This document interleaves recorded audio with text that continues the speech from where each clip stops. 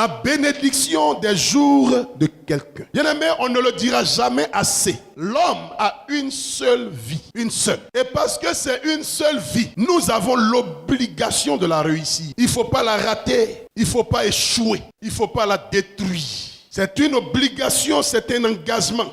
Et nous devons réussir nos jours. À cette vie est donné un temps qu'on appelle le temps de vie. Dieu donne à quelqu'un un temps de vie. Et à ce temps de vie est donné ce que nous appelons des saisons, donc des séquences. Il peut arriver que quelquefois on rate une saison, mais on peut rattraper les choses dans la saison qui suit. Mais on n'a pas le droit de rater la vie. Donc à le temps de la vie est donné des saisons qu'il faut savoir. 3 choses. Il faut savoir aborder. Savoir aborder les saisons. Qu'il faut savoir traverser. Parce que les saisons cachent les secrets de l'année. Alléluia. Il faut savoir traverser. 2. Et qu'il faut savoir boucler. Donc il faut savoir aborder les saisons. Parce que beaucoup de gens ratent leur entrée dans une saison. Comme peut-être il y a des gens qui ont raté leur entrée dans l'année 2019. Et aujourd'hui peut-être que des gens sont en train de rater l'entrée dans la deuxième moitié. Parce que pour eux, c'est la même chose. Non, les choses ne sont pas pareilles. Si on n'a pas appelé lundi, le mercredi, on ne leur a pas donné le même nom, c'est que c'est pas pareil. Donc des gens ont raté l'entrée de leur année. Et d'autres sont peut-être en train de rater l'entrée de la deuxième moitié. Il faut savoir également traverser la saison. Est-ce que la saison te réserve? Alléluia. Parce qu'il y a un programme dans un mois. De même que dans une maison, on sera en train de célébrer, fêter le succès, la réussite, la nomination de quelqu'un. On sera aussi en train de se réunir pour faire le programme de l'enterrement de quelqu'un quelque part. C'est dans le même mois. Pendant que le même jour, quelqu'un est en train de connaître la gloire de Dieu, quelqu'un est en train de se réjouir, une personne est en train d'être transportée à l'hôpital dans une ambulance avec beaucoup de vitesse, parce que sinon, sa vie se joue là. C'est dans la même date. Donc dans chaque saison, il y a un programme donné. Quand on ne sait pas traverser la saison, on subit le mauvais programme.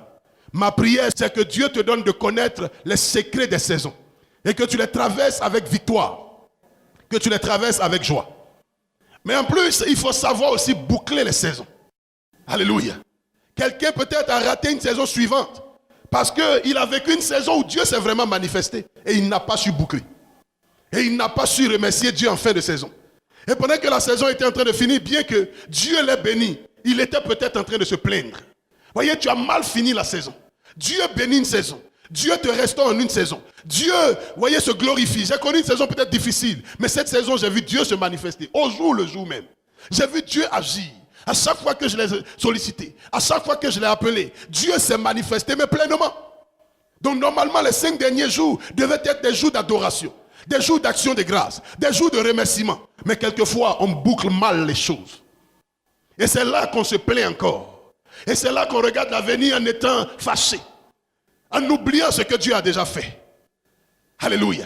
Et quelquefois, on boucle une saison avec beaucoup de ressentiment, avec beaucoup de dispositions négatives dans le cœur, alors que normalement, une saison devrait se boucler avec un état correct, avec une disposition correcte. On devait boucler l'année en se libérant des mauvais sentiments, des colères, de tout ce qui est rancune ou rancœur. Mais quelqu'un souvent a mal bouclé sa saison. Il a fini la saison en conservant beaucoup de choses dans son cœur. Ce n'est pas ainsi qu'on boucle une saison. Alléluia. Et donc, il a raté la fin de sa saison. Donc, vous voyez que, comme je l'ai dit, il faut savoir l'aborder, il faut savoir la traverser et il faut savoir la boucler. Je prie que Dieu te donne les secrets. Un homme spirituel, voyez, si quelqu'un est spirituel, tu ne traverseras pas les jours comme les païens le font. Parce que les jours n'ont pas le même sens. Les jours n'ont pas la même atmosphère, la même coloration. L'homme spirituel comprend. L'homme spirituel sait. Par exemple, au milieu de l'année, vous entendrez chaque fois dans la parole de Dieu, au milieu de la nuit, au milieu de la mer, au milieu de la journée, à la 6e heure. Ça, c'est midi qu'on dit 6e heure. Donc, vous allez voir que c'est toujours au milieu, il y a toujours une affaire spirituelle qui se passe. Il y a toujours une sorte d'intervention. Beaucoup de victoires dans la parole de Dieu ont été récupérées au milieu de la nuit, dans des batailles de nuit. Jacob est devenu Israël dans une nuit. Mais en même temps, une femme a perdu son enfant et l'autre a volé son enfant dans une nuit aussi. Alléluia. Au milieu de la mer, il y a eu la tempête, un vent contraire. Donc chaque fois qu'on parle de au milieu, vous allez vous rendre compte que quand tu lis correctement les Écritures, il y a toujours une sorte d'affaire bizarre, des attaques bizarres. Donc un homme spirituel, il ne peut pas marcher, penser que le milieu de l'année, c'est mars. Non, un homme spirituel a des dispositions. Ma prière, c'est que Dieu t'oriente, t'ouvre les yeux, que tu connaisses ces secrets-là et que tu évolues. Si les choses ont des noms, les temps ont des noms, les saisons ont des noms, ça veut dire que les choses ne sont pas forcément pareilles. Mais quelquefois, nous confondons janvier à février, mars pour nous, et puis avril, il n'y a rien. Et puis bon, on évolue de cette manière. Que Dieu te donne ces secrets-là, que Dieu te donne la capacité de pouvoir vaincre et surmonter les différentes saisons. Et justement, on rate la vie lorsqu'on a raté trop de saisons. On rate l'année quand on a raté trop de saisons de l'année. Dieu donne des jours à quelqu'un. Dieu donne un temps à quelqu'un. Chacun de nous a, je pourrais dire, son volume de jours que Dieu lui a donné. On ne mourra pas le même jour, nous tous. Mais chacun de nous a son volume de jours. Ce que je te souhaite, c'est d'avoir beaucoup de jours. Quand on dit les jours, on entend par là le nombre d'années que quelqu'un aura à vivre. Le nombre de jours que Dieu donne à quelqu'un. Mais c'est aussi le nombre de jours que quelqu'un réussira à vivre. Le nombre de jours que Dieu donne à quelqu'un. C'est la première chose, la première notion qu'on entend quand on parle des jours. Donc il y a un nombre de jours que Dieu donne à quelqu'un. Vous comprenez? Il peut te donner 120 ans.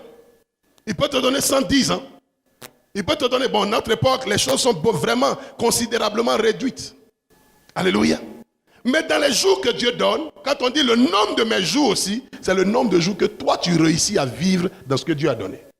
Donc Dieu peut te donner 120 ans et tu vivras 47. Ce sera tes jours. Vous savez, quand vous achetez une voiture, il y a des notices dans les voitures.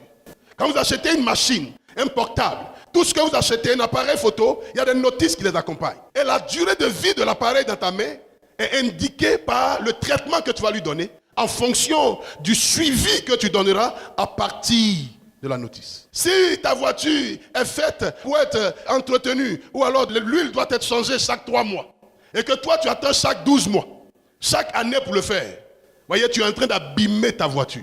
Comme chaque fois que tu viens, ça s'allume pour toi à nous aller. Mais en fait, chaque fois que tu le fais, tu réduis les jours de ta voiture un peu.